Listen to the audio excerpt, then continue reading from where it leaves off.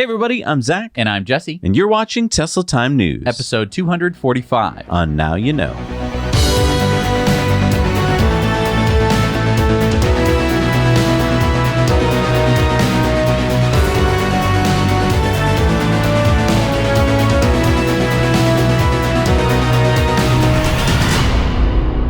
We're brought to you, as always, by our amazing Patreon patrons. You can head over to patreon.com/nowyouknow. You can help support this show and get some pretty great perks. We just had a live Zoom call the other day with our investor club and a company that you probably haven't heard of. And we're also brought to you by BigBattery.com. No matter what you need to power, Big Battery can provide you with the latest battery tech at the best price per kilowatt hour guaranteed. Their batteries are easily installed, require zero maintenance, and they're made right here in the US. Pick up yours today at BigBattery.com and use our code NowYouKnow to save 5% off at checkout. This week's episode is sponsored by Omaze. How would you like to score an electric converted Land Rover Defender 110 restored by Himalaya? Yeah, you were going to turn some heads driving by in the coolest vintage battery-powered SUV on the market. And to top it off, there's $20,000 in cash. To potentially win this Himalaya Land Rover Defender 110 EV and $20,000 and support African Community and Conservation Foundation, or ACCF, which is a great cause, go to omaze.com/nowyouknow. Congratulations, by the way, to Samantha W., who won the Tesla Model 3 Performance. That could be you if you go to amaze.com/nowyouknow. And you are supporting a great charity. ACCF preserves important African wilderness areas and empowers the communities living alongside those spaces. Yeah, ACCF has projects all across Africa, from Mozambique to Rwanda, Zimbabwe to the Serengeti. Your donation will support their mission to contribute to a world in which people and wildlife live together sustainably. To support this great cause, enter for your chance to win the Himalaya Land Rover Defender 110 EV and $20,000 cash. Go to amaze.com/nowyouknow. All right, so grab your leather jackets, sawed-off shotguns, and of course, your football pads. Because guess what? It's a gas shortage, folks. On May 7th, hackers hacked into the Colonial Pipeline. Now, why does this sound so familiar? The Colonial Pipeline? Yeah. That's because we covered it a while back. It had been shut down after it leaked at least 1.2 million gallons of gasoline into a nature preserve in Huntsville, North Carolina, which also caused a gas shortage back in August. Now I remember. So what happened this time? So this time, hackers shut down the pipeline to ransom $5 million in cryptocurrency. The pipeline was shut down for about 6 days, but people took no time to look after numero uno, hoarding and panic buying gasoline, pumping it into anything they could find. Whoa. Wait a minute. What am I seeing here? They're pumping into open containers? Just a quick PSA, folks. Don't do this. Yes, those red containers are, what you're designed to put gasoline into, but please do not put it into open-topped containers like just totes. Yeah, because gas fumes are flammable. They're flammable. They're also not good to breathe in. So for these people who are putting, these open, sloshy totes of gasoline in the back of their cars, you're probably going to pass out while you're driving, smash into something, and oh wait, that's already happened. And not only does you get in a car crash, you get in a fiery car crash, because now you have a car that's not only filled with gasoline in the way that it normally is, it's filled with gasoline in totes and other things. So yeah, that actually has caused a couple of deaths already. Oh, man. Because people were worried that they were going to run out of gas, went to the place, put tons of gas into stupid and then drove off. And these two factors, both the pipeline being shut down and these people who were hoarding it, caused actual major gas shortages across the east coast of the U.S. But wait, why did one pipeline going down lead to a huge gas shortage? One pipeline? Zach, it's the largest pipeline system for refined oil products in the United States. 2 pipes stretching 5,500 miles from Texas to New York. It supplies the East Coast with 45% of its fuel. That's kind of my point. It seems like a kind of a big target. And it's a huge point of failure. Whether the pipeline gets taken down by hackers or it just rusts itself a giant hole, it's nearly 60 years old, and over 100 million people rely on it every single day. Now, we've seen so many memes about snobby Tesla owners and that they're just one power outage away from not being able to charge their cars. But Power can be generated on the roofs of our houses, or, if you live in an apartment building, in solar fields or wind turbines that could be just down the street from us. And you could store that energy in batteries that, again, could either be in your house or just down the street from you. Wouldn't we all feel a little bit better knowing that our livelihoods didn't rely on a 55-mile-long tube buried in the ground, or one canal, or the stability of a foreign country? Yeah, I can't believe that a 60-year-old steel pipe is what we're all still relying on. Relying on practically with our lives. I mean, it got taken down for 5 days. There are some places on the East Coast where there was just no gas. Yeah. So Elon tweeted out on May 12th, Tesla has suspended vehicle purchases using Bitcoin. We are concerned about rapidly increasing use of fossil fuels for Bitcoin mining and transactions, especially coal, which has the worst emissions of any fuel. Cryptocurrency is a good idea on many levels, and we believe it has a promising future, but this cannot come at great cost to the environment. Tesla will not be selling any Bitcoin, and we intend to use it for transactions as soon as mining transitions to more sustainable energy. We are also looking at other cryptocurrencies that use less than 1% of Bitcoin's energy per transaction. But wait, didn't Tesla buy like over $1 billion worth of Bitcoin? Yeah, and then they sold 10% of it. So yeah, they still own over $1 billion worth of Bitcoin. And now they're just going to sit on it? I mean, Elon was really gung-ho about Bitcoin. He changed his mind? Well, he tweeted out this chart here, which shows that the energy usage trend over the past few months is insane, he says. And if you do the math here, that would be about 500 terawatt hours annually to mine and transact Bitcoin. Now, for context, the U.S. uses about 3,600 terawatt hours per year. Why didn't he look into that before they bought the Bitcoin? We're going to talk about this on the Investor Club bonus story this week when we talk about Doge. But if you're wondering if Elon's tweet did anything to Bitcoin, it dropped over $2,000 per coin, or $100 billion in market cap in a matter of minutes. But Elon taketh and then giveth. He tweeted out, working with Doge developers to improve system transaction efficiency, potentially promising. And what do you think that did to Doge prices? I'm going to guess it helped. Yeah, it did. Market cap of Doge went up $10 billion after the tweet. So the Doge father says, "Hey, you're welcome." Just a quick thank you to all of you who hit the like button on our videos. It really helps share those videos with people who might not have heard about Tesla, and it helps out the show a lot. So just take 1 second, hit the like button, and let's move on. So let's talk about the Plaid. Elon had originally said that the new Plaid deliveries of the Model S would start in February, but it's now May, and so far we haven't heard word of anyone getting their Model S Plaid. But the good news is that according to Electrek, some early refresh Model S buyers are now getting updates from Tesla that their Plaids will be coming in early June. So Plaid owners, please send us videos. We want to see the new UI, the steering wheel, the video games, the acceleration, everything. Please, anything that you can point your phone at and show us, we really want to see. We also want to see this. Spoiler alert! Spoiler alert, everybody. If you haven't seen this new spoiler, this is your alert. A Model S was spotted on Laguna Seca Raceway with this crazy looking spoiler.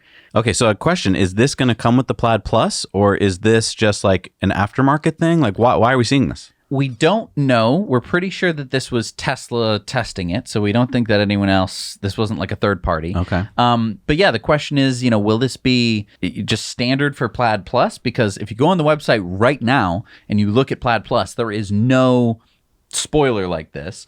Could it be an option? Because again, if you go on the website, it's not there. Maybe they just threw it in. They might throw it in. I'm thinking maybe there's going to be like a race package where, like, if you're really serious, like, hey, I do want to take this out on the track. Then you have to, like, ask for it? Why wouldn't it be on the website already? Maybe Tesla's quietly sending out emails as we speak, or will in a couple weeks and say, hey, do you want the race package? Everyone's going to want the race package. Well, my guess is it'll be like an extra $15,000. It'll have like upgraded brakes, suspension, this, maybe better tires, maybe even a body kit to make the back flare out a little bit. I mean, if you're getting the Plaid Plus, you're going to get the kit. That's what I'm saying. Another question. Yeah. If the Plaid Plus Model S might get a spoiler, would the Roadster get a spoiler? I mean, I think we already saw it with a spoiler. I don't know if it looked exactly like this. It could be that maybe this is just a Roadster in disguise. But maybe. I don't know. I mean, you got to leave your comments down below because the truth probably will lie in some of your ideas. Now, a lot of news agencies are reporting that Tesla's sales are dropping in China. Well, that's funny because a lot of Korean news agencies are reporting that Tesla is stealing extra sales in Korea. Yeah, Tesla's been importing several thousand vehicles to Korea every quarter for the past few years. But Korea recently rolled out a huge $17,000 limited EV incentive. $17,000 per car? Per car. So consumers would essentially be getting $17,000 off an EV under a certain price. Above a certain price, they'd get half off, and above another price, they wouldn't get anything off. But Tesla does fall under this $17,000 limit. So if you get like a Model 3 Standard Range Plus, you're going to be getting $17,000 off the price of your car. Now, this incentive appears to have been to support Hyundai's Ioniq 5 EV launch. But Tesla just sent over 10,000 cars that they produced in China to take advantage of the incentive and took nearly half the pie, scoring over $176 million in incentives. Yes, I mean, this took 10,000 Teslas out of China deliveries for 1 month, which dropped deliveries there from 35,478, which we saw in March, to 25,845 cars in April. And so the media is, oh no, Tesla's losing in China. Maybe it's due to that crazy lady in China. But what the media simply fails to mention is that Tesla moved the cars to Korea, and that's where they sold the cars. Yep. Yeah, I mean, as a result, Hyundai only produced 2,600 Ioniq 5s, which is a quarter of their goal. Right. Now, that's partially due to the chip supply, but Tesla totally took advantage of it and totally crushed it. And if you want to share this clip over on the Clips channel, look, the whole reason we made the Clips channel was because there was this guy I used to work with who would constantly post FUD to the company Slack about Tesla. And I wish I could just respond with like a little link to shut him up instead of some long typed out diatribe. Well, now you can take my diatribes and put them in a little link and send them along to your coworker or uncle or whoever. Not in a jerky way, but in a now you know kind of way. So head over to the Clips channel, hit subscribe, and every week you'll get little clips of the show which you can send over to people to shut them up. So Tesla tweeted out this little tweet on their Twitter account. Configurator now live in Hungary and Romania. Tesla has a pop-up store in Budapest and one in Bucharest. There are 7 Superchargers in Hungary and already 2 so far in Romania. Now, you may be wondering if Hungary and Romania are big car markets. So, what's the big deal? So let's take a look. Hungary has about 4 million cars on the road with sales of about 158,000 vehicles in 2019. Romania has about 7 million cars on the road and sold about 161,000 in 2019. So to give you some sense of scale, these are very similar numbers to New York State, which has about 4.9 million cars on the road, or Norway, which sold 142,000 cars in 2019. So effectively, Tesla just added another New York State and another Norway to their expanding car market. So these are 2 new European countries. The thing that I love here is that unlike the United States, where you kind of have to cater to the whole United States, maybe you ignore North Dakota, with Europe, you just seem to keep going. Yeah. You're just like, okay, well, we did Hungary. Now let's do Romania. And they are car markets. And you might be saying, no one in Romania is going to buy a Tesla, Zach and Jesse. But maybe someone in Germany, France, Italy is going to be like, oh, I can finally go visit my cousin in Romania. Hang on. Why is no one in Hungary and Romania going to buy a Tesla? Of course they are. Of course they are. That's what I'm saying. They're saying that I didn't say that.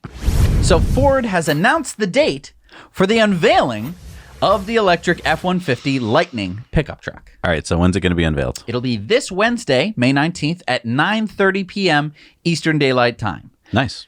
This truck should be on sale in the second half of 2022, and Ford CEO Jim Farley said that the Lightning will have a range of over 300 miles and a faster 0 to 60 than a V8 Ford F-150. Oh, so how fast is that? That should be faster than about 5 seconds 0 to 60. So hang on a second. Cybertruck already released what their projected 0 to 60 times are. Do you remember what those are? Yes. So for the base model, it was, I think, faster than 6.5 seconds. For the dual motor, it was going to be faster than 4.5. And the tri-motor was going to be faster than 2.9 seconds. I mean, good to know. Good to know. The Lightning should also have dual motors, and that'll give it all-wheel drive. We don't have any price announced, so that's a big bummer. But hopefully we'll be able to talk about it next week after the unveiling. Maybe they'll tell us the projected prices. Maybe we're going to have to figure out which price means what. We also got to see a picture of the light bar and the side profile. And it looks very much like an F-150 with a light bar on the front of it. But, All right. I mean... Well, I'll be staying tuned this Wednesday, Yeah. so that's cool. So speaking of Ford, Powered by Tesla tweeted this out last week. Jim, what I don't understand is if Ford, which I am a shareholder of, is truly committed to EV in the future, why don't we have an EV option on the new product like the Bronco? Jim Farley said, why do you think we don't? Wait, is that how he said it? Or why do you think we don't? Or why do you think we don't? Well, which way did he say it? Well, he didn't say it. He tweeted it. He just... Why do you think we don't? I don't know. Okay, wait. So inflection's important. It is. I mean, and commas are important. If he said why, comma, do you think we don't? Then that would mean we do have an electric Ford Bronco coming out. He could also say, why do you think we don't? We might have one, but you don't know about it yet? Or, like, why do you think we don't have one? Oh, because obviously we don't have one. Right. So what did he mean? I don't know. I'm not a psychic. Look, let's talk about the Ford Bronco for a second. Yeah, okay. They revived this brand that had, Ford had let die. It was never a super popular brand, to be honest. It never sold a lot of numbers. The highest it ever sold, I think, was 120,000 in a year, and then it just kind of dipped. So they revived it, I think, because Ford is desperate. They need brands. They don't want to put time and money into, decades long into building up a brand. They just want to turn on a brand again. So they turned on the Bronco. It looks pretty cool, but it's a gas car. And I think it would be super smart to make it electric. And it would have been super smart in my mind to just make it only electric. Yeah, but they probably weren't ready. And there were probably a lot of guys at Ford who loved the Bronco. Yeah. And were like, the Bronco, oh man, my granddad used to have a Bronco. So, yeah, I mean, I think that's why we don't see an EV Bronco today. But hey, maybe we will. Or maybe we won't. Why do you think they don't? Was he floating a balloon here so that we could, he could gauge what the people wanted? It could be interesting to juxtapose Jim Farley's tweets with Elon's tweets. Elon is typically pretty clear. Like, that's one thing that I actually never realized. He's usually very clear. He usually either says, like, yes or smiley face. He uses a lot of punctuation. A lot of punctuation. An emoji would have helped here. Right, like a winky face. Yeah. I would still probably be confused with the winky face. But, yeah, not very clear. I don't know what he means. He could have said, why do you think we don't? Coming soon or something. And then in a lightning bolt. Right. But he didn't. Right. Jim. I don't know. But to continue on with Ford, Ford has just announced some new features coming through their Ford Power Up platform. Yeah, Ford said Ford Power Up enhancements already have been sent to more than 100,000 2021 F-150 and Mustang Mach-E customers since late March. New sketch for touchscreen drawing and simple gaming coming to Mach-E soon. Ford is also working with Amazon to add Alexa hands-free experience, offering complimentary access to key features for up to 3 years. Now, they're adding a sketchpad, and they're going to be adding simple games to the screen. I wonder where they got this idea. But I think it's a pretty easy thing to get ahead of Tesla on. Because... I'm sorry. What? Did you say get ahead of Tesla on? Yeah. How are you going to get ahead of Tesla? They're starting years behind. I mean, look, Tesla didn't have to develop a whole bunch of stuff to make these games that go in the car. They basically just went to some mobile app developers and were like, hey, you have a mobile app that I guess Elon really likes, or you have an arcade game that's easy to port. Let's just put it in the car. Easy peasy, lemon squeezy, we're all done. We'll get some interns to go work on that project, and then we'll roll it out to the whole fleet when we're done, and it'll be a nice little update. And since there's no competition, when Tesla did that, it was like, wow, there's games in the car. That's never happened before. All Ford has to do, get some better games than Tesla, which I don't think is very hard. Get some Candy Crush in there. Okay, slow down here. Okay. Bronco. Better games than Tesla. Tesla has a crap load of games already, first of all. No, and we don't know how powerful this computer is. The only way you're going to get better games than Tesla is if this computer is better than Tesla's. That's not true. That's not true. You do not need a more powerful computer to play better games. Oh, so you're saying that the selection of games isn't that hot? It's extraordinarily limited. I mean, do I really want to play backgammon in my car? Gotcha. When backgammon came out, cool. Now I can play backgammon. No, I agree wasn't with you. able to even play backgammon. I don't even have backgammon. I agree. I think Tesla should have a VP of Special Operations, which is in charge of thinking ahead of all the things that people would like and not just thinking what Elon would like. Here's the thing, though. You add a little pinch of competition, and now Tesla could very easily get ahead of Ford. And then we could have... Well, it already is ahead of Ford. Well, but okay. yes, but I mean, in this hypothetical reality where Ford does a good job with the implementation of the games, which I understand, take that with a grain of salt. But starting there, I think that, if Ford comes out with like Candy Crush and Farmville and a couple of other games, I mean, let's be honest, Tesla has, Fallout Shelter, an old game, I would argue, but, an interesting one that you can come back to time after time. I think more interesting to me is actually the Alexa integration. I think that obviously Tesla's not going to do Alexa. They're going to do Google because I don't know if they are going to do that. I mean, I can't tell you the number of times where I'd go, hey, would you, I wanted to say like, turn on the heat in my car. Because I can do that in my house. I can say like, set the temperature to 75 and it'll do that. But it won't do it in my car. I can do that in the car.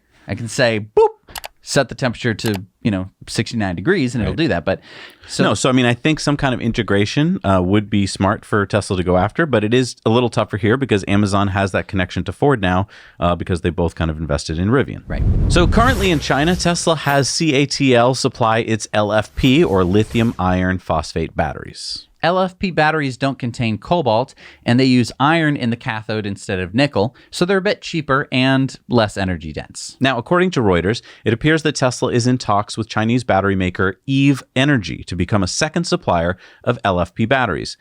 Reuters said Tesla Inc. is in talks with Chinese battery maker Eve Energy to add the firm to its Shanghai factory supply chain, 4 people familiar with the matter said, as it seeks to boost procurement of lower-cost batteries. 3 of the sources said Tesla has been working closely with Eve to get its batteries to meet its requirements, as it aims to bring in the supplier as what one of the sources called a check and balance against CATL. So Eve Energy is a 20-year-old company with a market cap of $182 billion. I think it's very smart to have a little competition in the mix. So it's pretty smart for Tesla to work with just another battery company. So you can go, oh, really, Cattle? You want to screw us on that deal? Well, maybe we'll go somewhere else. Another thing just to think about it, as Tesla interweaves itself into the Chinese economy, it's going to be very hard for the Chinese government to put any kibosh on Tesla as these other car manufacturers like NIO complain, like, it's not fair. It's going to be like, well, they're using all these Chinese suppliers. We can't just shut them down. Right. So here's a story about Tesla, corn, and credits. In 2005, under the Bush administration, a law was passed creating a renewable fuel credit that was designed to pay refiners a credit for mixing ethanol into their fuel and reduce the U.S. dependency on foreign oil. That credit would then trickle down to corn farmers from which ethanol is made. What does this have to do with Tesla? Well, according to a story that came out in Reuters last week, Tesla is seeking to enter the multi-billion-dollar U.S. renewable credit market, hoping to profit from the Biden administration's march towards new zero-emission goals, 2 sources familiar with the matter said. So what does this mean? I mean, how much money could Tesla make? Well, finding out how much is paid in these RIN credits is not easy to find. According to Reuters, which did a deep dive into the records of 5 refiners last August, their reporting revealed that these 5 refiners paid about $268 million in just the second quarter of 2020 for these compliance credits. And that's just 5 refiners. There are at least 8 refiners that we know of that have applied this year to be a part of the program. Right. So if we do some quick math, we see that just the credits from these 5 refiners totals over $1 billion a year. Reuters goes on to say, however, it is likely to anger some in the U.S. refining industry who would need to buy the credits, known as RINs, generated by Tesla and other alternative fuel providers, essentially subsidizing an electric car company that seeks to put petrochemical refiners out of business. So this could be a serious source of income for Tesla. I mean, much like the hundreds of millions of dollars in emission credits that they are now getting from other auto companies like Honda and Stellantis. Right. And again, this is the story that gets distorted in the mainstream FUD press all the time, right? Their story is Tesla couldn't be profitable without government credits. And so if you walk away from that headline, you're like, yeah, see, these guys don't sell any cars. Whereas the true headline should be something like Tesla jiu-jitsus its competition and now oil companies by making them pay Tesla. Yeah, I think it's really powerful that you're using credits to actually hurt your competitor. And so, you know, this idea that like they're not profitable, they'd be profitable anyway. It's just, why not take more from your competition? In this case, oil companies. Right. So here's a video GMC just released of the Hummer EV SUV driving through the desert proving ground in Yuma, Arizona and Moab, Utah. Cool, typical marketing video, but you notice that there wasn't any trim on the... Never mind. Yeah, GM wanted to talk about their one-pedal driving Okay, here. yeah. Okay, so they said one-pedal driving offers a great feeling of control by optimizing the regenerative braking, friction braking, and drive motor torque all through the accelerator pedal. Drivers will quickly realize the benefits once they try it off-road. With terrain mode, that same one-pedal driving control is adapted with unique calibrations for speed-limited off-road driving, helping the driver to negotiate steep grades, rock crawling, and other challenging terrain without having to toggle between the accelerator and the brake pedal. Now, we actually shared some of this video a couple weeks ago from a viewer who spotted one of these Hummers doing a crab walk on the highway after obviously doing some of this off-roading. Now, I want to get to the one-pedal driving in a second, but first I just want to talk about the no trim on this car. Yeah, I mean, if they had wrapped these Hummers in this video with like camouflage, then I'd be fine with the no trim, but this just looks like a mistake. I mean, did it fall off? Did it break? I don't know anything about off-roading, so maybe you're going to say like, Zach and Jesse, you idiots. Like, obviously, anytime you go off-roading, You take the trim off. you take the trim off so it doesn't get damaged. That could be, I don't know. I don't live in, Moab, Utah, so I don't know. So you can let us know what the heck's going on in the comments below. I want to talk a little bit about the one-pedal driving before we get into some of these off-roading stats. They're talking about one-pedal driving. We're used to one-pedal driving with Tesla, right? Mm-hmm. You take your foot off the accelerator, brings you to a stop. But what it does not do is a lot of brake blending. It'll do some at the very end. What's brake blending again? That's where they mix in the regen braking from the motors and actual physical, brake pads. Some cars have done this in the past. I believe when we tried the e-Golf, VW's e-Golf, it had brake blending. So like if it was cold out, it would always give you the same regen feel response, even though sometimes if like the battery couldn't accept any regen, it would just brake blend. And don't Teslas brake blend at the very end when they come to a complete stop? Yeah, it's just for that final bit, and then he'll hold you like that. What they're talking about here, I think, is going to be a beefed up version of that. So, I mean, if you're going up like a 45-degree slope, as they show in the video, what you don't want to do in a normal gas car is let off the gas, let off the brake, because you're just going to roll backwards. So what I think they're talking about is that with one pedal, even if you're on a 45-degree slope, you'd be able to smoothly transition up the slope, which I think is actually pretty cool. Yeah. And I think that a lot of off-roady people are going to be like, oh, EVs rock because of this feature. Yeah, so for those of you who want some off-road specs, here they are. Some cool talking here about their water fording depth or their max approach angles. Just to point out for the rest of us who may not be doing the off-road stuff, the first edition starts at over $100,000, but that is sold out. The lowest price version should start at $80,000 and will have 250 miles of range and will start deliveries in the spring of 2024. That's 3 years from now. That's a long ways off. So comment below why you think the trim was missing, because I would like to know if it's just like a normal thing you do, or maybe someone knows that GMC is working on some new trim. On TeraTexas' video on Friday, he caught this on camera while doing his stellar drone work. Yeah, that's the Gigafactory in Texas. No. Look closer. Zoom. Enhance. Wait, what? What is that on the second floor? That is the Cybertruck. So they're making the Cybertruck in the factory already? Oh my God, this big news. Why don't we run this as our first story? I don't think that they made that Cybertruck at the Gigafactory in Austin. So why is it there? I think the bigger clue is that there is this stage scaffolding in front of it. So might we be planning an event, Tesla?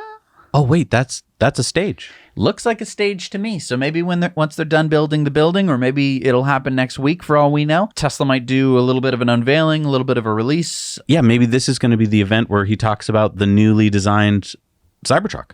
Yeah, I mean, he's kind of walked back a couple of the things that he said. I mean, I think that they are going to slightly tweak the design, but not in any kind of noticeable way where if it's on a stage like that, you'd be like, oh, of course. Wait, but do you think that's the Cybertruck that was in New York last week? Almost certainly. I think that there is one driving Cybertruck in the world right now. It is a prototype. It's the one that we saw in New York. We're going to probably see more pictures of it later in the show.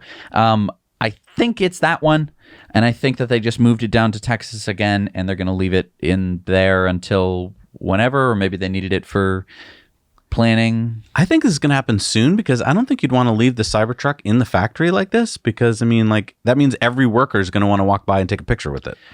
Another idea that I just thought of. Could it be that scaffolding is not a stage? It was just to get the Cybertruck into the factory on the second level, so that way you could get some marketing shots of it driving through a cyberpunk-looking environment. Oh, maybe. I mean, a incomplete factory is pretty cyberpunk looking. That's true. And all you need is a couple of the workers to dress up in leather jackets, and it's going to be pretty Blade Runner in there. Oh, I see. So that would be a landing platform for your crane to put it on without any chance of there dropping is a it. crane in that shot. So I'm just saying. That's all right. Comment below what you guys think. And Tesla Time News is sponsored by Cybertruck Owners Club. There you'll find a crowdsourced reservation tracker that you can update and find your place in line. Check out their website for Cybertruck news, discussions like this, and community for Cybertruck enthusiasts and future owners. I mean, that would be the place to talk about this. Yes. All right, so there are those out there that say we will never have autonomous driverless cars. Well, to that I say, we already have them. We've reported on AutoX before. This is the Chinese company that has a fleet of over 100 fully driverless, and I mean no safety driver anywhere in the car, autonomous robotaxis. Yeah, they launched in January, and it's now been 100 days of continuous operations for the company in Shenzhen, China. Professor Zhang Zhangxiao, the founder and CEO of AutoX, said, "The first 100 days have been a huge step forward for us and for the entire industry in China. We have learned so much from the feedback from our passengers about how to continuously improve our service and make the driverless journeys a fantastic experience." Shenzhen is the first Chinese city to allow fully autonomous cars. Beijing and Guangzhou, on the other hand, only allow autonomous vehicles if there is a safety driver present. Now, I hear what many of you might be saying. How do we know how well these cars actually did? Well, we have 2 hours of nonstop footage of one of their cars driving around Shenzhen. It encounters all kinds of things: construction, double parked vehicles, bicycles, mopeds, motorcycles crossing illegally in front of it, unprotected left turns, oversized trucks squeezing into its lane, narrow streets, pedestrians, and bad drivers. But I will say the streets, as you can see here, are pretty quiet, and the footage has been sped up 4x, so it looks like the car is going fast, but by our estimation, once we slowed it down to normal speed, it looks like the car is not topping more than 30 miles an hour, and there are no customers in this footage, so it looks like a pre-planned, pre-mapped route. Now, these vehicles appear to be Chrysler Pacificas. These are the same vehicles used by Waymo, and they're not all electric, and obviously AutoX has chosen to go with LiDAR, but it's still exciting to see autonomous driving happening on this scale. Let us know what you think in the comments below. Yeah, I mean, I'm pretty excited because this is a big scale, 100 cars, 100 days, and they're getting tons and tons of good data, so I'm like, more power to them. Great. Write them in the comments down below, Zach. Oh, sorry. Listen to directions. So on last week's Patreon bonus stories, we told our patrons about this guy who had been driving, or rather been driven, by his Tesla while he sat in the back seat. He had been flaunting his non-driving to other drivers all over the Bay Area of California. We and others had urged that he be caught because this is illegal. Well, as it turns out, 24 hours later, 25-year-old Param Sharma was arrested by the California Highway Patrol while he was again in the back seat of his Tesla on the I-80 in Oakland on 2 counts of reckless driving and disobeying a police officer. He's due in court on July 6th, and Param says he'll continue driving this way. Now, we have more to talk about on the Patreon bonus stories about this, so we'll talk to you about that there. Now, we're a bit hesitant to report on things related to Fisker. Yeah, I mean, Fisker has a record of making bold claims and then backtracking.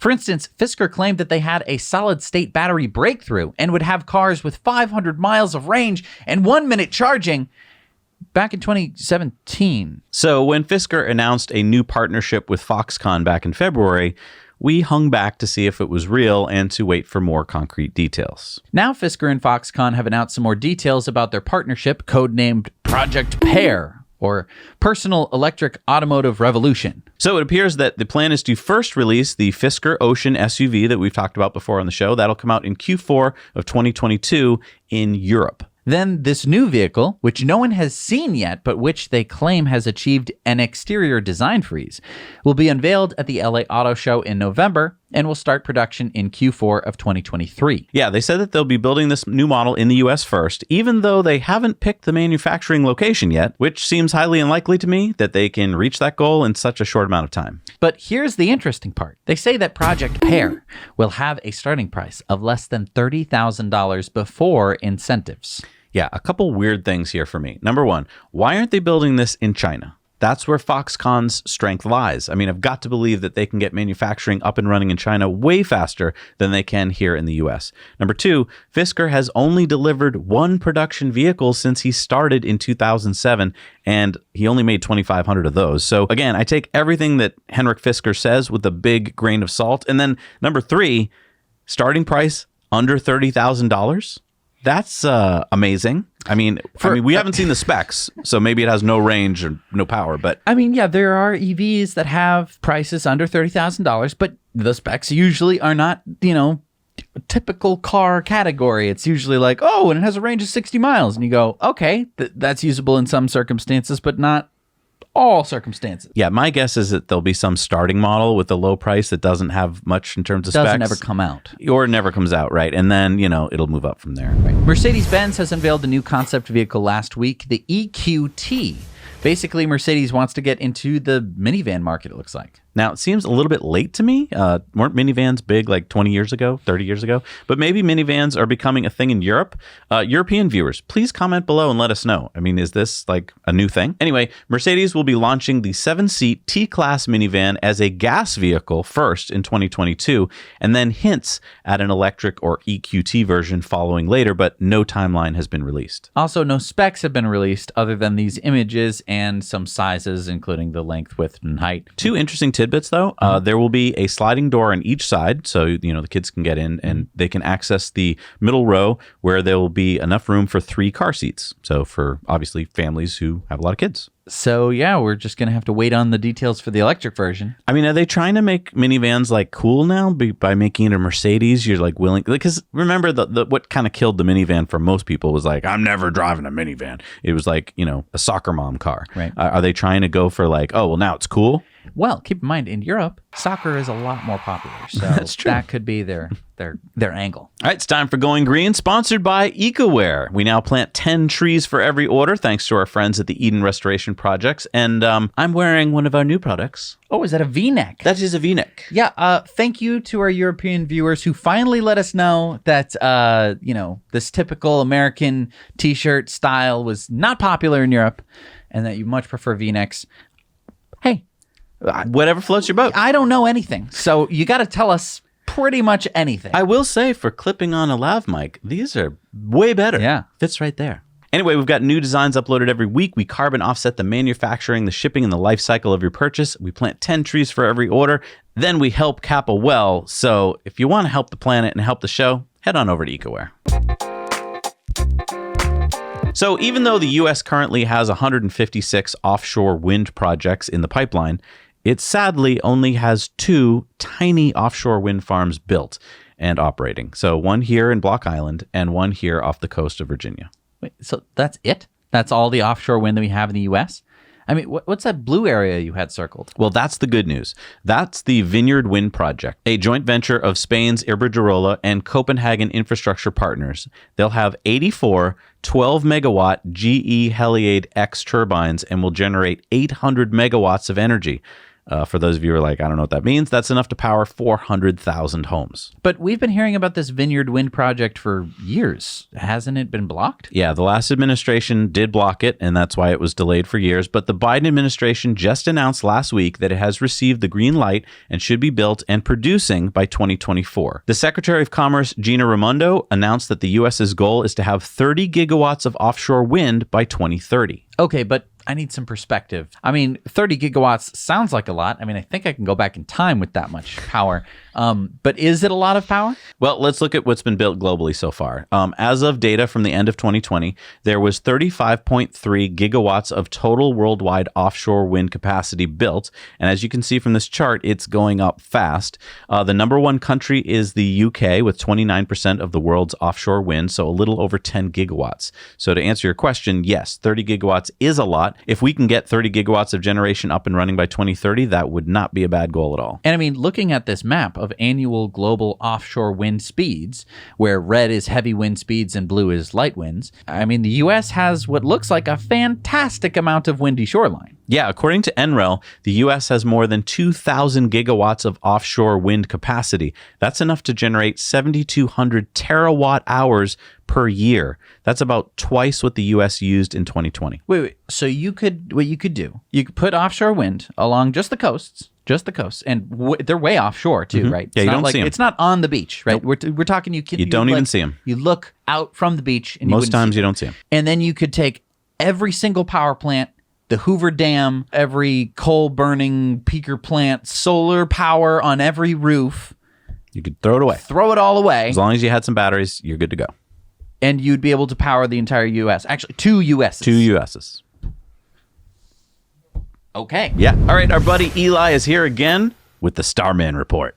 SpaceX is planning its very first orbital Starship flight, and this is going to be exciting. So SpaceX plans to launch a prototype Starship vehicle from its usual location near Boca Chica, Texas, and then do a round-the-world uncrewed flight that will splash down off the coast of Hawaii. An official launch date has not yet been announced, but Elon has said via Twitter that he plans to conduct an orbital Starship flight this year. With the flight, SpaceX plans to land the Super Heavy booster 20 miles off the coast in the Gulf of Mexico, and then fly Starship into orbit and back down for a powered targeted landing about 62 miles off the coast of Kauai. It's going to be interesting to see what kind of video footage we have, or if SpaceX is going to have boats out there in the near landing area to record it. I think that would be really exciting if they do, so we could watch this Starship kind of just let itself down softly and tip over into the ocean, but we'll have to see once that official launch gets closer. This mission is an important data collection project for SpaceX so they can learn more about the entry dynamics of Starship, because the flight profile is extremely difficult to accurately predict computationally in a computer simulation. I know it's 2021 and a lot of people think that by now we should be able to simulate everything, but some of orbital dynamics and experimental ships and ships with new designs, we just don't have the type of data to run as effective of a model as you can get by doing a test flight. This is also why I and a number of others in the space community are so critical of Blue Origin, because their entire test model doesn't allow for failure,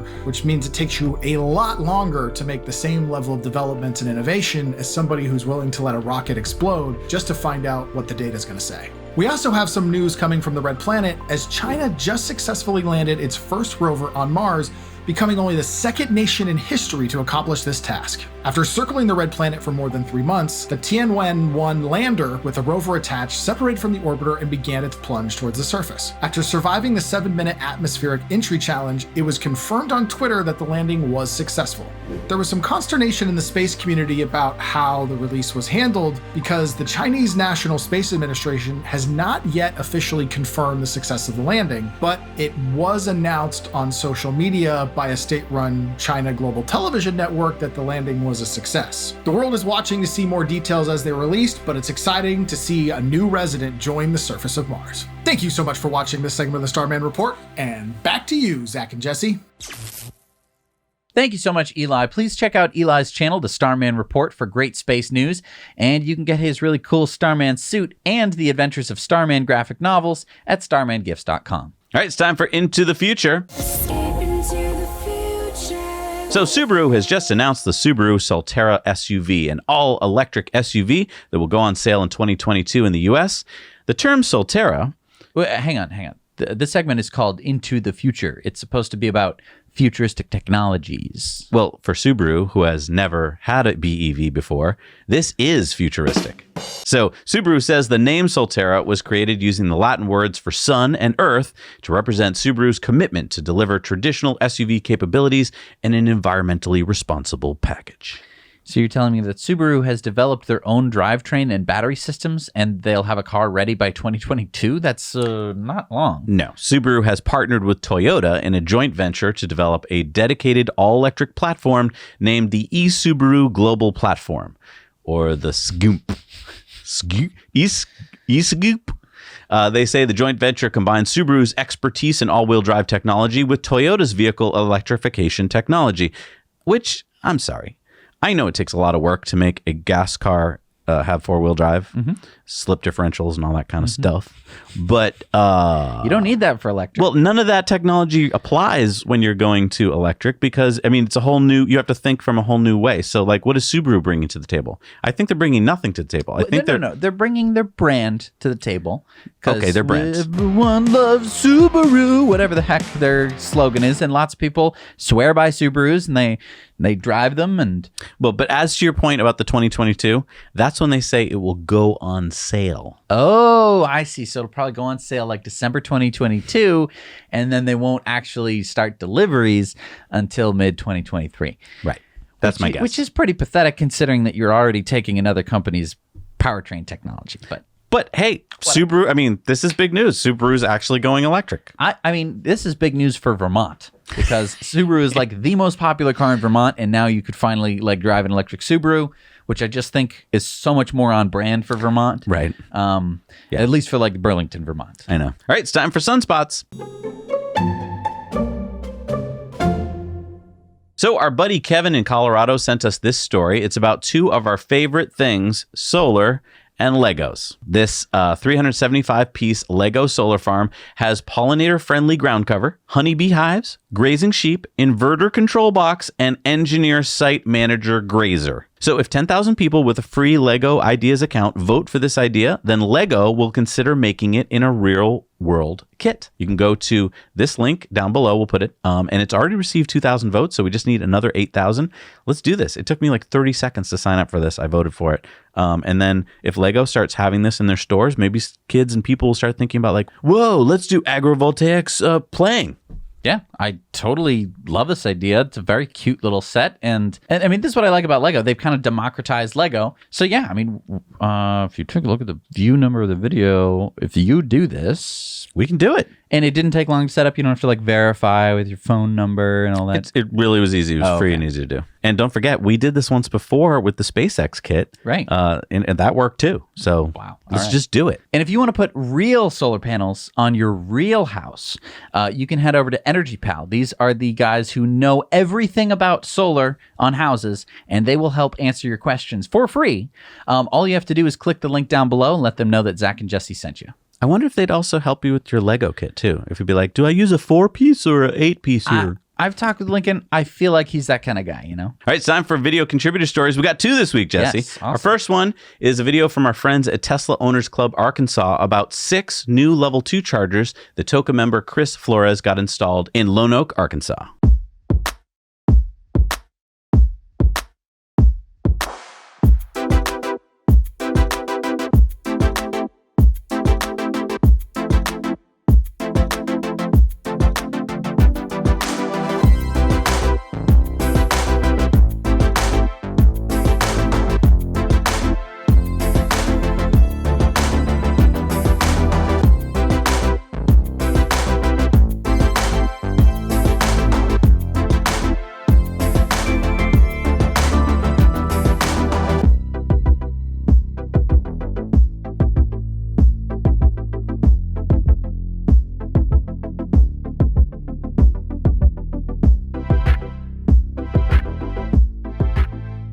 So supporting EVs is not just supporting the technology, it's supporting cleaner air, cleaner water, a safer transportation, less noise pollution, and also just a more convenient lifestyle.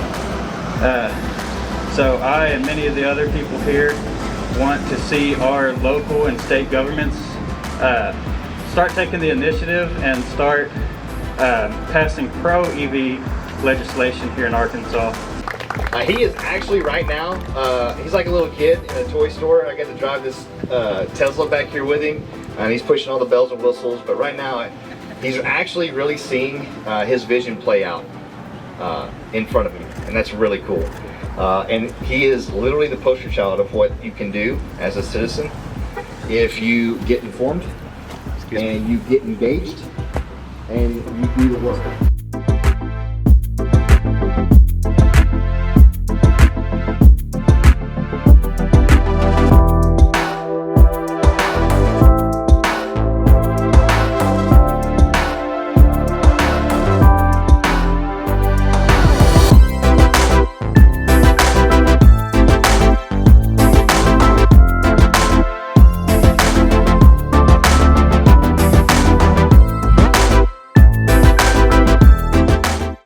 speaking of Tesla Owners Club Arkansas, you can now find their branded gear on EcoWare. Yeah, and if you belong to other Tesla owners clubs and would like to have your gear available on EcoWare, so that we can take care of the printing and the shipping and the carbon offsetting and planting 10 trees for every order, then reach out to Bobby at BostonOceanCompany.com and we'll get you set up. And now our second video contributor story. What do we got? We've got our buddy Tony. You might recognize him from an earlier video contributor story. He went to go visit an electric tractor. What is up, Zach and Jesse?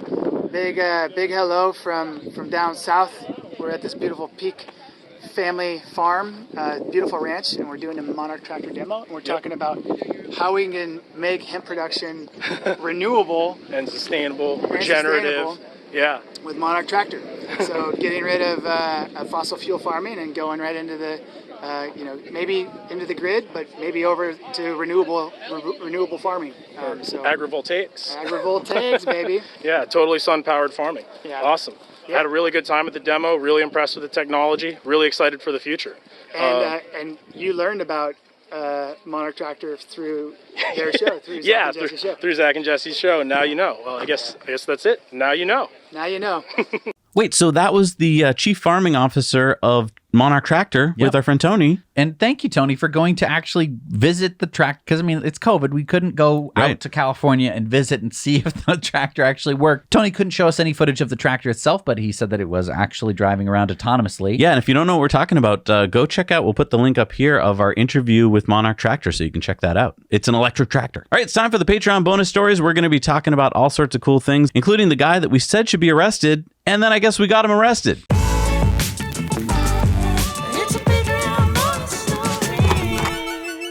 Hey, everybody, we're back from the Patreon bonus stories. It's time for the shout-outs. Who do we got this week, Jess? We've got Brighton M., Sergio Ruiz, William Brown, Elliot Safar, Bob Levitan, Glenn Hiller, Timothy Lewis, Chris Lemetico, Matthew Pendergraft, Ryan Gonzalez, Robbie, Oliver Gronenberg, Nikolai Marius Ionas, Kevin Whitley, Ronnie, Ward Elst, Shanks Kulam, Ferdy, Joe, and Francie. Thank you so much for supporting this channel. We cannot do it without you. All right, it's time for Elon's tweets of the week, and Elon said, Wario was my fave. Eva Cyberfox said, Elon, great respect to you for openly admitting that you have Asperger's syndrome. It means a lot. You have shown that regardless of any inherent or acquired difficulty, people should not perceive it as an obstacle to achieving their goals. Elon said, absolutely. And I just want to point out that the opening monologue, Elon's opening monologue for SNL, got way more views than almost any opening monologue in the history of SNL. The only one that got more was Dave Chappelle. Yeah. And that should tell you a lot. Also, if you go to Google Trends and you type in Asperger's, you have a huge spike on Saturday night because that is when a lot of people were starting to look it up. I think that it's really going to be so impactful for so many people around the world who have autism. And you have this guy who is one of the richest people in the world who openly admitted on public television that he has Asperger's syndrome. Yeah, it's estimated that over 1 in 100 boys has Asperger's. So I think that it's going to be very impactful. I don't think that we're going to see any news stories about it. We're only going to see complaints about like, he wasn't technically the only person who had Asperger's and who hosted Saturday Night Live. If you look at Dan Aykroyd and blah, blah, blah. Yeah. There's all that stuff. And, well, he shouldn't have said Asperger's. He should have said autism. It's like, yes, all of this is technically true. But I think for a lot of people, it's going to be very impactful. We're not going to see necessarily the reverberations of that until way later on down the road. Elon Musk said SpaceX launching satellite Doge 1 to the moon next year. He said mission paid for by Doge, the first crypto in space, and the first meme in space. To the moon! Is it really going to be the first meme in space? I don't know. Paige Bailey said, I've experienced more peer pressure to buy crypto than to do drugs, to be honest. Elon said, haha. Tim Culpin said, Dogecoin is democratizing the hustle. Elon said, exactly. Blockfolio said, Elon Musk, we shall harvest the energy from the sphere of hot plasma in the sky, radiating electromagnetic waves, this planet's largest turbulent bodies of water, and even the force of wind itself. Investors, what will we do with all this power? Elon Musk, mine Dogecoin. And Elon just laughed at this tweet. He just, again, it's humor, people. He's laughing at it. Flying Dollars said Elon is choosing Doge because Dogecoin is better than Bitcoin in many fundamental ways. Dogecoin has faster transaction speeds, lower fees, and less environmental impact than Bitcoin. Doge is affordable for regular folks because of its high supply. People's crypto. Elon Musk. Elon said, ideally, Doge speeds up block time 10 times, increases block size 10 times, and drops fee 100 times, then it wins hands down. So a lot of improvements that need to be made in the Dogecoin. Lashan said 10 megabyte blocks every 6 seconds with fees so low that anyone can spam attack the network with very little spent on fees. Elon said, for those bad at math, this guy, 100 times higher transaction volume with 100 times lower fees means total fees earned stay same. Low fees and high volume are needed to become currency of Earth. Long Elon said, why not just make a crypto from scratch that does everything you want technically and has a lot of dev support and doesn't have high concentration of ownership, at least initially? Elon said, only if Doge can't do it. Big pain in the neck to create another one. Pranay said, Elon, how would you solve the major concentration problem of Dogecoin? And then he put up this chart showing that a few people own a lot of it. Elon said, my understanding is that the big accounts are exchanges. Would be good to confirm, though. I'm told the biggest one is Robinhood. And then Elon put out a poll. Do you want Tesla to accept Doge? And 78% of people said yes. Yeah, that's almost 4 million people responding. Now, we're going to talk a little bit more about Dogecoin over on our Investor Club bonus story. If you want to check that out, you can head over to patreon.com/nowyouknow. Sign up for the $10 level, and you'll get access to the Investor Club Slack channel. Lots and lots of live streams that we do from time to time. And interviews with the CEOs and so forth. So, head over to Patreon, check it out, and we'll be right back. Continuing on with the tweets, there was this one from Bored Elon Musk, and we're not sure if this is actually his account or not. He tweeted out, "Oh, there are gas shortages around the country? That's a shame. Too bad there isn't a car company that might be able to help you with that." Gary Black said, "Now, how about that FSD version 9 beta expansion and subscription launch? That's what we're all waiting for, Elon." Elon said, we had to focus on removing radar and confirming safety. That release goes out next week to U.S. production. Then a week or two to polish Pure Vision, full self-driving, and version 9 beta will release. Difference between version 8 and version 9 is gigantic. So reading between the lines, I think we're seeing version 9 in 3 weeks. Now that's Elon time. Who knows? But Elon did say in this next tweet, subscription rolls out in about a month. Ooh. So I have to think that those are happening around the same time. Yep. I don't know if that means that we're all going to get access to version 9 full self-driving. Well, we got some more information here. NeuralNet Neil says, any details on the version 9 beta expansion? Is it still going to be people selected by Tesla who have applied? Elon said, I think we're maybe a month or two away from wide beta, but these things are hard to predict accurately. The work we had to do for pure vision driving was needed for full self-driving. So much more progress has been made than it would seem. And Leo Williams said, very exciting. Will pure vision eliminate the phantom braking with bridges and overpasses? Elon said yes. Oh, that would be nice. And Viv said, any update regarding smart summon functionality in Europe? Fingers crossed. Elon said, end of the year, along with full self-driving, provided we get regulatory approval. Smart summon is just a subset of full self-driving. Whole Mars Catalog said, the magic of Elon time is taking something that used to seem impossible and far off in the future and making it feel like it's actually late. And then Eric Berger tweeted out, question, do you think it's important to do end-to-end integrated avionics and software testing? Elon said, yes, hardware in the loop testing of software is essential. And by the way, Eric Berger is the author of Liftoff, which is our next Now You Know book club book. So you can join our book club over on Patreon, where we have a monthly live stream virtual book club meeting to discuss a variety of books. And Elon tweeted out live feed of Starlink missions. So I just want you guys to know that you can go to spacex.com/launches and watch all of their launches. It's super fun. All right, we had a poll last week. What did we ask? We asked, does Tesla need a PR department? And this, of course, was in reference to our in-depth a couple weeks ago. Most people said that they wanted something, whether it was called a PR department or not. They definitely wanted some kind of department that would right the wrongs done by most media, which was fuddy. Although quite a few people said that it doesn't really matter. It's kind of interesting. All right, it's time for community mail time.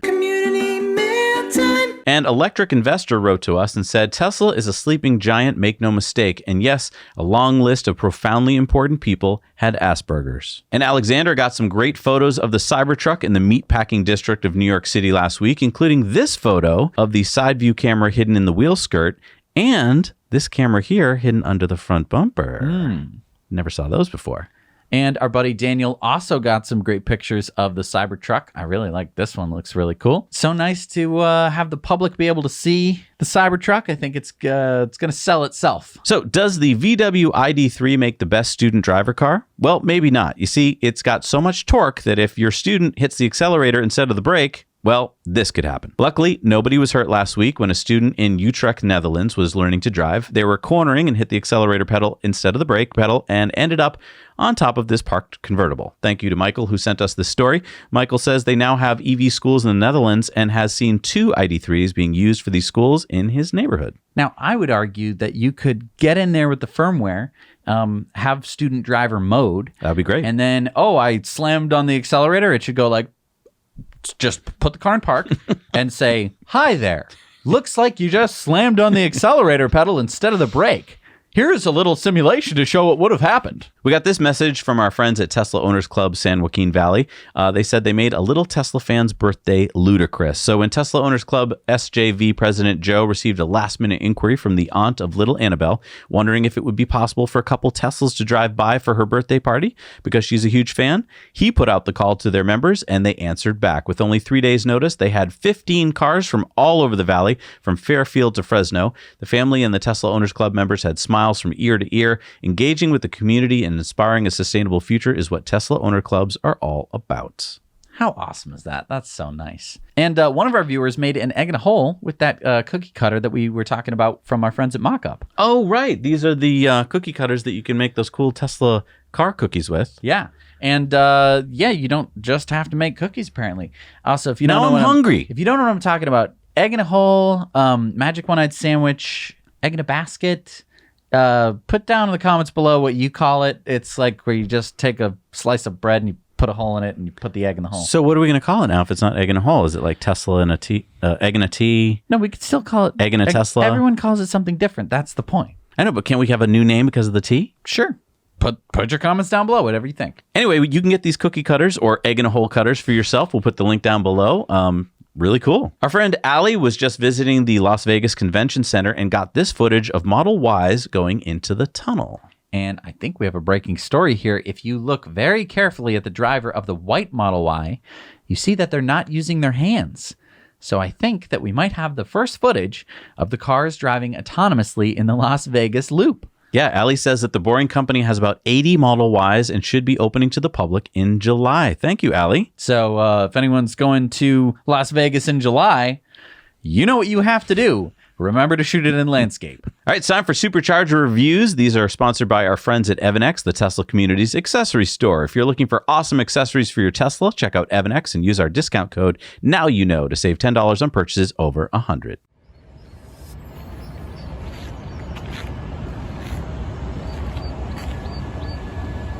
Hello, Zach and Jesse. This is Eric reporting from the Netherlands. The newest Tesla supercharging stalls, 12 to be exact, right in the middle of the Netherlands, here in Eemnes, near the highways A1 and A27. As you can see, it's just finished. The sand is still here. It's located, well, right near a hotel, the Witte Bergen, the White Mountains Hotel, a gas station, and also some other chargers, a Lego 320 kilowatts. So it's well equipped, the location is perfect, it's looking good so far. This is Eric reporting from the Netherlands for Now You Know. See you later, guys. Hey, Zach and Jesse. Quinn and I are here in the Clara, Michigan Supercharger. It's a 8-stall supercharger, 150 kilowatts, right in front of a hotel. We have a coffee shop there, a bank right across the street. Not too much around here. I didn't find an easy accessible restroom, but there's food and it's right downtown. So I'll give this one a 6 out of 10. And Quinn, what are you gonna give this one? What are you gonna give this one? Hey Zach and Jesse, I'm Dan and this is Max, and we're here at the northbound supercharger in Hooksett, New Hampshire. So this is northbound on I-93. Sorry if the there's a lot of noise because there's a bunch of trucks right here. Yeah, right there. Some of them, the engine's running. Anyway, place is pretty good. There's a common man restaurant. You've also got, of course, a little general store, facilities, and liquor and wine outlet, because I guess they like to get the revenue off that around here. Anyway, it's not too far from your area, so I was surprised to see there wasn't a review just yet. But anyway, there's plenty of stalls. It's really not that empty. I mean, not that full. It's fairly empty. Most of the time when I come by here, I'm getting a good 70 kilowatts, 80 kilowatts, so it's going okay right now. Yeah, I'd give it a, I don't know, 7 out of 10, I suppose. All right, now you know. Hey, Zach and Jesse, we are here at the Ventana Campground and Resorts Supercharger. Pretty desolate, but there are a few grocery shops and gas stations just down the road, not too far. If anything, this is quite quiet and has some pretty decent views. If you just walk back down the road while you're charging, you can get a good view of the Pacific Ocean. We're right off the Pacific Coast Highway, and this is also our first supercharge. Now you know. And I love the Tesla Supercharger reviews. That is so awesome. Make sure you go to our website and put them up there. We got some awesome ones this week. All right, so what do we got for new superchargers? We've got number 41 in Italy, the 8-stall 150 kilowatt in Carsoli Oricola, Italy. The 8-stall 250 kilowatt in Bell, California. Number 33 in Netherlands, the 12-stall version 3 in Hengelo, Netherlands. And in fact, these are all version 3, so I'm going to stop saying it. The 8-stall in Asheville, South Tunnel Road, North Carolina. Number 9 in Poland and 626 in Europe is the 8-stall in Lukmirs, Poland. The 8-stall in California, Maryland. The 8-stall in Charlottesville on Prophet Road, Virginia. And number 15 in Missouri, number 1035 in the USA, number 2732 in the world is the 8-stall in Hannibal, Missouri. All right, it's time for our Patreon giveaway. And if you'd like to get your name in this big barrel of fun, join us over on Patreon. The more you support us, the more times you have a chance of winning. You can win a $30 gift card this week. And remember, we carbon offset the production, the life cycle, and the shipping of your product, and we plant 10 trees for every T. Who is our winner, Jesse? The winner is Francisco Ibar. Congratulations. You're going back in the bin. Nice, for another chance to win. Another chance to win. I just keep thinking about that pillow. This pillow. Yeah. Pillows are cool. I am tired after this show. It was. I know. Really I know it was an Maybe hour that's for why you. I'm thinking about it. Hey, I know it was an hour for you, or less if you watched it at double speed. But I think this show. I think we started recording at 11:45. It's now 2:24. How many people do you think watch at double speed? Comment below. I think you should watch it pretty fast, you know. I found a Chrome extension that allows you to watch it at 16 times speed. Well, that's just you absurd. Can't understand. I can go about as high as about 2.8, sometimes 3.2. Maybe some people slow it down. Maybe we talk too fast. Ever think of that? I don't know. Thank you so much for watching, though. We really appreciate it. If you haven't already hit the like button, if you made it this far, you should hit the like button. You should feel guilty if you hadn't hit the like button, because as I just told you how long we just spent recording But on the this other show. side, you should feel good if you're one of these people here, because these people have supported us at $5 or more. And if you want to get your name on here, yeah, it's $5 or more a month on Patreon, and we do your shout out and you get your name on the end credits. I mean, come on. And you get access to the Patreon bonus stories and the polls, and you get the questions and answers with Zach and Jesse, where we do a video, which we have to record after this, by the way. And yeah, lots of different perks that you get, even just at the $5 level. We have plenty more levels for you to look at and play with and get perks for. What do we have to do? We have to pump in oxygen if we're going to do that. Yeah, definitely. Thank you so much for watching. Subscribe if you haven't subscribed already. Share this with a friend. Go hug your mom and drink some water. We'll see you next week. Now you know.